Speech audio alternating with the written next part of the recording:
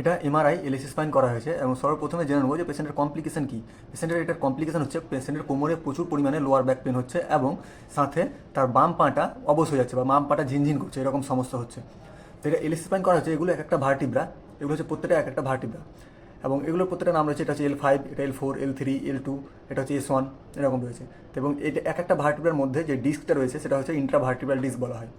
এখান থেকে ডিস্কগুলোর মধ্যে কী থাকে, একটা জেল টাইপের একটা লিকুইড থাকে, যে লিকুইডটা বাইরের দিকে বেরিয়ে গেলে এটা নার্ভে কম্প্রেস করে। এখানে দেখতে পাচ্ছেন L5S1 এখানে যে মাঝের ডিস্কটা রয়েছে সেই ডিস্কটা একটু বাইরের দিকে বেরিয়ে আছে। এই উপরেগুলো দেখছেন এগুলো কিন্তু নর্মাল রয়েছে, এখানে এবং এইখানে ডিস্কটা বাইরের দিকে বেরিয়ে গেছে।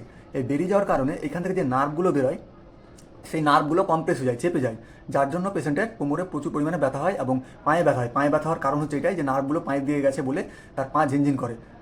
এবং এখানে আপনাকে এক্সিয়াল ইমেজে যদি দেখায় তো ভালো বুঝতে পারবেন। এখানে হচ্ছে সেই জায়গাটা, যে জায়গাটা এখানে আমি আপনাদের দেখালাম পাশে, সেই জায়গাটা হচ্ছে এইটা।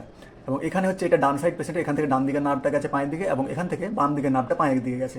তো এখানে দেখতে পাবেন এই ডান দিকের নার্ভটা যেটা দিয়ে গেছে সেই জায়গাটা কিন্তু পুরো সাদা হয়ে রয়েছে, মানে জায়গাটা পুরো ক্লিয়ার রয়েছে, কিন্তু এখানে দেখতে পাচ্ছেন একটু কালো হয়ে রয়েছে। এখানেই সেই ডিস্কের জেলটা বাইরের দিকে বেরিয়ে এসছে, যার জন্য এখানে নার্ভটা চেপে গেছে, যার জন্য এই জায়গাটা ক্লিয়ার নেই।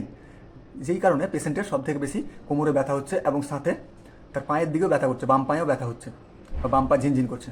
তো বন্ধুরা, ভিডিওটি যদি ইনফরমেটিভ মনে হয়ে থাকে তো অবশ্যই ভিডিওটি আমাদের লাইক করবেন এবং এরকম ইনফরমেটিভ ভিডিও পাওয়ার জন্য চ্যানেলটিকে অবশ্যই সাবস্ক্রাইব করে নেবেন। দেখা হচ্ছে পরের ভিডিওতে। ধন্যবাদ।